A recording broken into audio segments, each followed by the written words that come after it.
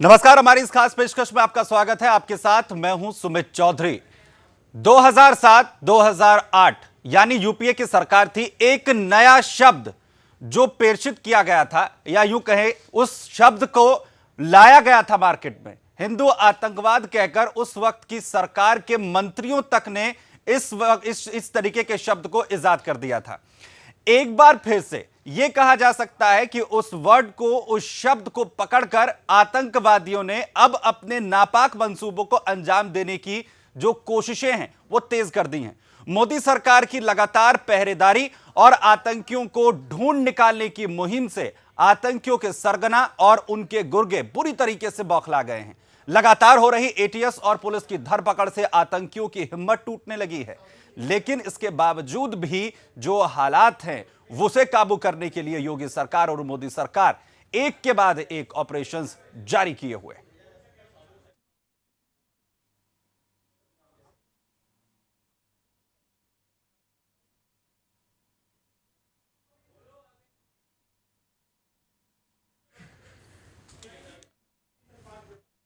आतंकियों के सारे प्लान और शातिराना एजेंडे फ्लॉप होते जा रहे हैं। यही वजह है कि अब आतंकी एक नई साजिश के तहत अपनी गतिविधियों को अंजाम देना चाहते हैं और ये मुस्लिम आतंकी हिंदुओं को बदनाम करना चाहते हैं।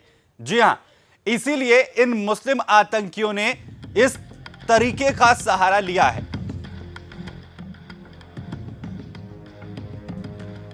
बता दें कि आतंकियों की तरफ से अब साधु और तांत्रिक का वेश यानी भगवा वेश लिया जा रहा है। इनका मकसद है सिर्फ और सिर्फ देश में तबाही मचाना और बेकसूर हिंदुओं को इन गतिविधियों को जिम्मेदार ठहराना।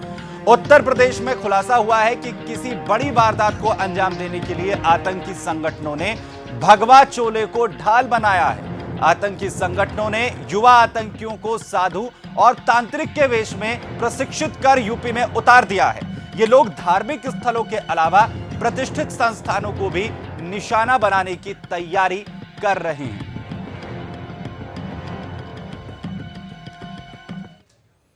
दरअसल आतंकी वारदात के लिए यूपी में भेजे गए युवा 17-18 साल के जो आतंकी हैं उन्हें ट्रेन किया जा रहा है। इन लोगों को हिंदू धर्म के रीति रिवाजों की ट्रेनिंग दी जा रही है, जिससे कि वो किसी भी तरीके से पहचाने ना जा सकें। ये लोग साधु संतों और तांत्रिकों के वेश में रहते हैं। इन्हें रीति रिवाजों की पूरी ट्रेनिंग दी जाती है। ये लोग साधु संतों का वेश धारण करते हैं और उसके बाद अपने नापाक मंसूबों को अंजाम देते हैं। इसी साल फरवरी में 20 से 25 युवाओं को आतंकी संगठनों ने ट्रेन किया है। यूपी में घुसने के बाद इन लोगों ने हिंदू बहुल शहरों में, हिंदू बस्तियों में ठिकाना बना लिया है। वहीं पुलिस और सुरक्षा एजेंसियों से बचने के लिए आतंकी अपना हिंदू नाम रखकर किराए के मकान में रहने की योजना लेकर दाखिल हुए हैं। अयोध्या, काशी, मथुरा के अलावा आगरा का ताजमहल, इलाहाबाद और लखनऊ की हाई कोर्ट बिल्डिंग इनके निशाने पर है। इसके अलावा विधान भवन, सचिवालय, प्रमुख प्रतिष्ठान, रेलवे स्टेशन और भीड़ भाड़ वाले बाजार भी इनके निशाने पर हैं। आतंकी वारदात के लिए यूपी में 17 से 18 साल के और इसके अलावा 20 से 25 साल के जो आतंकी हैं उन्हें ट्रेन कर भेजा गया है। यह खुफिया एजेंसियों की तरफ से जानकारी है।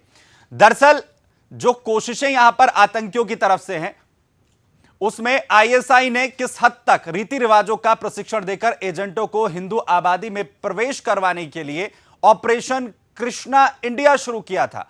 इन एजेंटों को भी उसी का हिस्सा माना जा रहा है। आईएसआई की योजना इन एजेंटों को साधु वेश में धार्मिक स्थलों में स्थापित करने की है, ताकि वो अपना काम आसानी से कर सके। उसके बाद ये लोग धार्मिक विद्वेष फैलाने के साथ ही किसी बड़ी घटना को अंजाम देने की रणनीति भी बना सकते हैं। आइए आपको ग्राफिक्स के जरिए बताते हैं किस तरीके से इस्लामिक स्टेट मॉड्यूल से इनके तार भी जुड़ते हुए मिल रहे हैं। गौस मोहम्मद लखनऊ में करण खत्री बनकर किराए के मकान में रह रहा था, जिससे कि ये तमाम चीजें पुख्ता हुई हैं। इसके अलावा 12 सितंबर 2014 को बिजनौर में आईडी ब्लास्ट की घटना में मारे गए सिमी आतंकियों के हाथ में भी कलावा और माथे पर तिलक मिला था।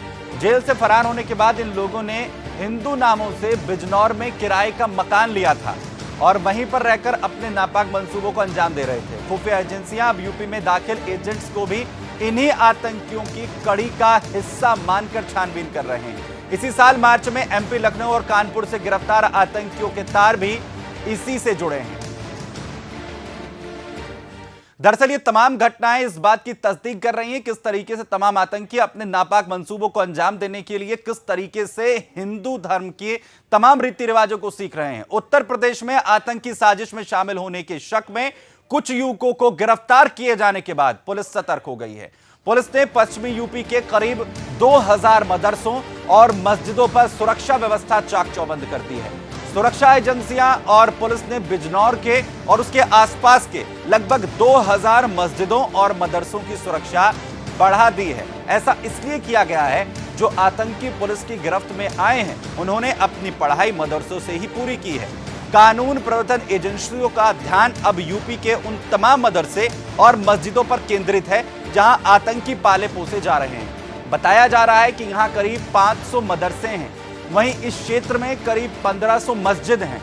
इन पर पुलिस ने निगरानी बढ़ा दी है। मदरसे में आने जाने वाले हर शख्स पर यूपी एटीएस की नजर है। बिजनौर पुलिस के मुताबिक पुलिस और दूसरी सुरक्षा एजेंसियां बिजनौर और इसके आसपास के इलाकों में धार्मिक संस्थानों पर कड़ी नजर रखे हुए हैं। वहीं इन संस्थानों में जाने वाले इलाके में जिम्मेदार नागरिकों से भी सहायता मांगी गई है। इसके अलावा बिजनौर के आसपास के इलाकों के कुछ संदिग्ध लोगों पर भी पुलिस ने नजर बनाई गई।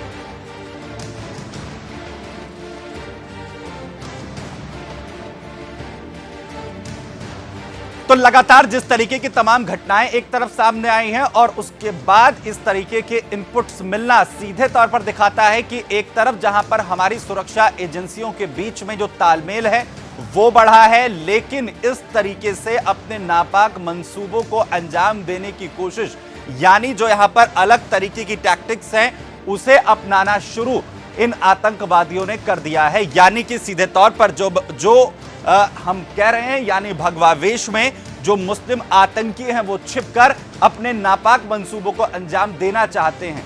दरअसल जो सुरक्षा एजेंसियां उनकी तरफ से साफ तौर पर इनपुट दिया गया है कि प्रधानमंत्री नरेंद्र मोदी और उत्तर प्रदेश के सीएम योगी आदित्यनाथ की जान पर खतरा है और उसी के मद्देनजर जो आतंकी हैं वो अब नई टैक्टिक के साथ यानी कि भगवा वस्त्र धारण कर इस टैक्टिक के साथ इस बड़ी घटना को अंजाम देना चाहते हैं।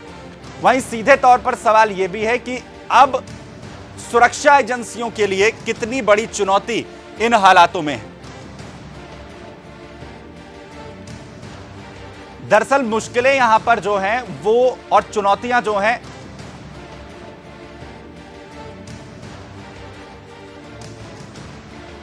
जो चुनौती जो है वो सुरक्षा एजेंसियों के लिए भी है। हालांकि इस वक्त में यह जरूर कहना होगा कि सुरक्षा एजेंसियों की जो निगरानी है जो चौकसी है उसकी वजह से किसी भी तरीके की अप्रिय घटना होने से पहले ही जो सुरक्षा एजेंसियां हैं उन्होंने इनपुट्स के आधार पर इस पर कार्रवाई जो है वो शुरू कर दी है। अश्विनी जी हमारे साथ जुड़ रहे हैं, हमारे इनपुट एडिटर। अश्विनी जी, जो फिलहाल की स्थिति है, जो वेशभूषा को लेकर या भगवा वस्त्र धारण कर आतंकवादी अपने मंसूबों को अंजाम देना चाहते हैं, क्या समझ में आ रहा है इस मोटिव के साथ सुरक्षा एजेंसियां जो निर्देश दे रही हैं या जो अलर्ट जारी कर रही हैं, क्या ऑब्जेक्टिव नजर आ रहा है? देखिए संदीप, इसका जो सीधा संदेश ये है कि एक तो वो चाहते हैं कि अगर आतंकी वारदात हो और उसमें ये आतंकी मारे जाते हैं तो सीधा ये संदेश दिया जाए कि हिंदू आतंकवाद का जो एक ताना बाना बुना गया था यूपीए के दौरान, राजनीतिक रूप से ज़्यादा कहेंगे हम, उसको एक ज़मीनी हकीकत दिया जा सके। और दूसरा, जांच को एक डिरेल किया जा सके या उसको दूसरी दिशा दिया जा सके।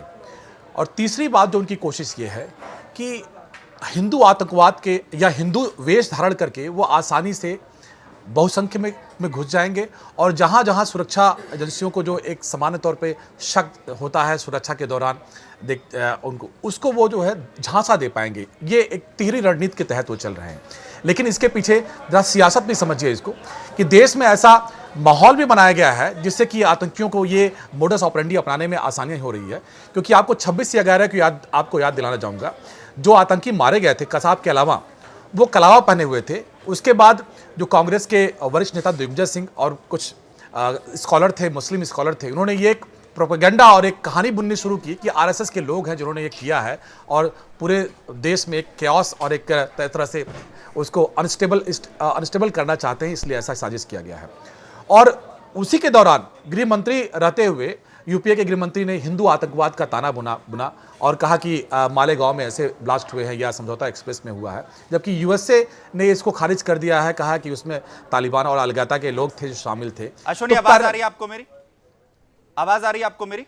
बिल्कुल संदीप, जी जी जी जी। अश्विनी, आपने जिक्र कर दिया है, दरअसल जो आपने दिग्विजय जो पूर्व मंत्री भी रह चुके हैं या पूर्व सरकारें जो है उनका आपने जिक्र यहां पर कर दिया है, इसलिए मैं इस पर जानना चाहता हूं, एक वो जो प्रोपेगेंडा था उसे क्या पकड़ लिया गया है?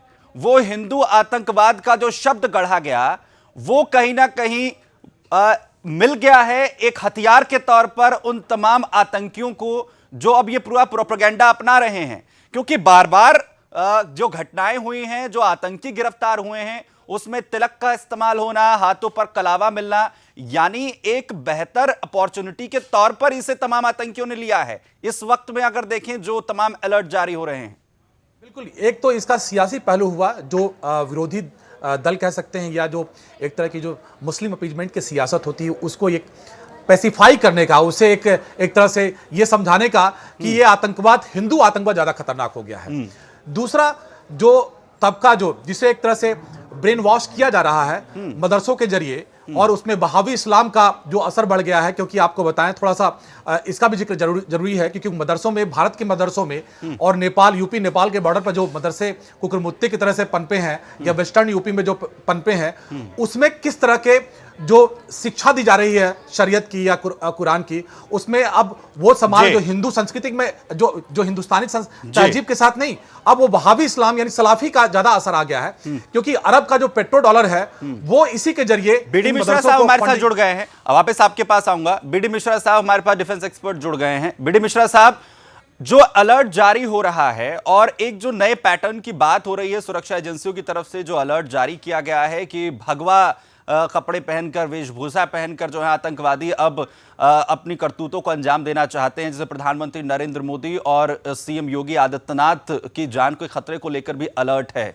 ये जो ऑब्जेक्टिव दिख रहा है ये किस तरीके से है और क्या ऑब्जेक्टिव लेकर अब तमाम आतंकवादी चल रहे हैं, और क्या लगता है कि एक नई टैक्टिक की ओर बढ़ रहे हैं? देखिए, जहां तक आतंकवादियों का सवाल है, उनको जो दिक्कतें आती हैं वो ये दिक्कतें आती हैं कि उनके ऊपर शुरू में ही शक हो जाता है। कुछ लोग उनकी गतिविधियों को पहचान लेते हैं। अगर उनकी दाढ़ी बड़ी हुई है या वो एक तरीके का कपड़ा पहने हुए हैं और उनका कपड़ा पाकिस्तान वालों के कपड़ों से मिलता है, तो लोगों पर शक होता है, इसलिए वो काफी हद तक पहचान में आ जाते हैं। अगर वो इस तरीके का कपड़ा पहनेंगे जो हमारे हिंदुस्तान में लोग उम्मीद करते हैं कि अच्छे लोग होंगे, ये बिना किसी झिझक के ये सहायता वाले लोग होंगे, ये शरीफ लोग होंगे, तो उनकी पकड़, उनकी पहचान, उनको दृष्टिगोचर करना, उनके ऊपर शक करना, ये कम हो जाएगा। तो ये एक टैक्टिक्स है, छुपाव करके और लोगों को ये दिखा के कि हम लोग शरीफ लोग हैं, ऐसा कह के वो अपने टारगेट तक पहुंच जाएंगे और अपने आतंकवादी घटना को वो अंजाम दे पाएंगे। एक बीडी मिश्रा साहब, अगर बार बार कोऑर्डिनेशन की बात कही जाती थी, क्या आपको नहीं लगता है कि इस बार जो कोऑर्डिनेशन नजर आया है तमाम सुरक्षा एजेंसियों के बीच में, क्योंकि लगातार कोई घटना घटित होना, उसके बाद कोई जो सुरक्षा एजेंसियां हैं वो अपने इनपुट्स को लेकर एक दूसरे पर सवाल उठाएं या उंगलियां उठाएं, उन तमाम चीजों के मद्देनजर इस वक्त में क्या लगता नहीं है आपको कि एक जो सुदृढ़ता है, जो चपलता है वो अब और ज्यादा बढ़ी है, कोऑर्डिनेशन जो है वो बढ़ा है, अगर इस तरीके के इंटेलिजेंस रिपोर्ट्स की हम बात करें? देखिए, जहां तक कोऑर्डिनेशन का सवाल है, ये इसलिए बढ़ा है क्योंकि इसमें वोट बैंक पॉलिटिक्स ये कम हो गई है। जैसे यूपी में अगर जो नई सरकार आई है, इस नई सरकार में अभी जो साफ दिखाई पड़ रहा है वो ये है कि वोट बैंक पॉलिटिक्स कम है जी। मोदी जी की भी वोट बैंक पॉलिटिक्स कम है। तमाम ऐसे नेता हैं जो पूरी जिंदगी हिंदुस्तान पर हुकूमत किए हैं और वोट बैंक पॉलिटिक्स के तहत किए हैं। जब ऐसे नेता लोग पावर के बाहर होते हैं, सरकार के बाहर होते हैं, तो जाहिर सी बात है कि सुरक्षा एजेंसियों को कड़ी हिदायत होती है, उन पर निगरानी होती है, उन पर अंकुश होता है, उन पर आदेश होता है कि वो ठीक तरीके से सुरक्षा का काम करें, वोट बैंक पॉलिटिक्स को न बढ़ावा दें, नेता की बात सिर्फ सुरक्षा के दृष्टि से देखें, न कि राजनीति की। तो ये जो बात है, इससे सुरक्षा एजेंसियों में अलर्ट आया है। इसलिए नहीं आया है सुरक्षा एजेंसियों में अलर्ट कि सुरक्षा एजेंसियां कोई एक नई टैक्टिक्स निकालें। ठीक है जी। बीडी मिश्रा साहब, पीके सहगल साहब भी हमारे साथ यहां पर जुड़ रहे हैं। पीके सहगल साहब, ये एक तरफ अलर्ट जारी करना जो सुरक्षा एजेंसियां कर रही हैं प्रधानमंत्री नरेंद्र मोदी की जान को लेकर भी, हालांकि सुरक्षा एजेंसियां जानती हैं कि कितना संवेदनशील है प्रधानमंत्री नरेंद्र मोदी की सुरक्षा, या अब योगी आदित्यनाथ जो उत्तर प्रदेश के सीएम हैं उन्हें लेकर भी। लेकिन इसमें एक जो नई चीज निकल रही है जिसमें सुरक्षा एजेंसियां कह रही हैं कि भगवा वेश धारण कर जो है वो अपने नापाक मंसूबों को अंजाम देने की कोशिश आतंकवादियों की तरफ से की जा रही है। इस ऑब्जेक्टिव को आप किस तरीके से देख रहे हैं, इन कोशिशों को आप कैसे देख रहे हैं? और इसके अलावा क्योंकि 2007-8 में हिंदू आतंकवाद या भगवा आतंकवाद जैसे जो शब्द गढ़े गए हैं, क्या ये उसका एक्सप्लोरेशन है, ये जो एक्सप्लोर हो रही हैं क्या उसके बाद चीजें? और साथ ही साथ जो कोऑर्डिनेशन की जो स्थिति है इस वक्त सुरक्षा एजेंसियों के बीच में, उसे आप कैसे देखते हैं? क्या नजर आता है आपको एक जो चीजें हैं वो सुधरी हैं पहले के मुकाबले? मैं सबसे जो आपका लास्ट वाला इशू है सबसे पहले लेता हूं जी। अभी जो सुरक्षा एजेंसीज में कोऑर्डिनेशन और आपसी कोऑपरेशन और passage of information, timely access information बहुत ही उच्च दर्जे का है जी। आपने देखा कि कुछ ही दिन पहले, करीबन 2 दिन पहले, जो एसटीएफ और एटीएस का कंबाइंड ऑपरेशन हुआ कंकरेंटली 6 स्टेट में एक ही समय, इससे साफ तौर पर दर्शाता है कि उनका जो आपसी तालमेल था, आपसी पैसेज ऑफ इंफॉर्मेशन था, बहुत ही उच्च दर्जे का था जी। सारी के सारी स्टेट्स में जो है सुबह 6 बजे के आसपास ये कार्रवाई की गई। सारी जगह में जो एसटीएफ और एटीएफ के जो फोर्सेस गए, वो गाड़ियां पीछे छोड़ के पैदल गए ताकि किसी भी हालात में उन लोगों को कोई भी शक ना पड़े जी। तो आपसी कॉपरेशन तो बहुत बढ़ गया है जी जी जी। बहुत बहुत शुक्रिया। बहुत सहगल साहब, मेरे पास माफ कीजिए, वक्त बिल्कुल खत्म हो गया है। बहुत बहुत शुक्रिया हमारे साथ जुड़ने के लिए। बीडी मिश्रा साहब भी हमारे साथ यहाँ पर जुड़े थे, उनका बहुत बहुत शुक्रिया। आखिर में एक आखिरी कमेंट अश्विनी आपका लेना चाहूंगा मैं। यहाँ पर कोऑर्डिनेशन की हम बात कर रहे थे, बहुत 10 सेकंड का आपका कमेंट कि कोऑर्डिनेशन में बहुत ज्यादा जो है सुधार अब देखने को मिल रहा है। बिल्कुल सुमित, क्योंकि आपको याद दिलाना चाहूंगा कि इशरत जहां मुठभेड़ कांड में जो आईबी के अधिकारी थे राजेंद्र गुप्ता, उनकी जांच के लिए सीबीआई के एक अधिकारी को अपॉइंट किया था यूपीए सरकार ने, जिसकी वजह से 2 खुफिया एजेंट्स के बीच में एक तरह से जंग चल रही थी और फ्रेम करने का। अब वो यहाँ पे आपको अब ये इस तरह की चीजें नहीं मिल रही हैं, एक कोऑर्डिनेशन साफ तौर पे दिख रहा है और इसी का नतीजा आपको दिख रहा है कि आतंकी वारदात होने के पहले ही सबको धर पकड़ा जा रहा है या उनको न्यूट्रलाइज कर दिया जा रहा है। बिल्कुल यही देश की सुरक्षा के लिए यही दरअसल बिल्कुल ये बेहद महत्वपूर्ण है कि अलग अलग राज्यों की जो तमाम सुरक्षा एजेंसियां हैं उनके बीच में जो कोऑर्डिनेशन है वो बेहतर नजर यहां पर आ रहा है और उसी का नतीजा है कि इस तरीके से सुरक्षा अलर्ट करने में सुरक्षा एजेंसियां अब कामयाब भी हो रही हैं। बहुत बहुत शुक्रिया हमारे साथ जुड़ने के लिए तमाम मेहमानों का। साथी अश्विनी, आपका बहुत बहुत शुक्रिया। फिलहाल इतना ही। जय हिंद।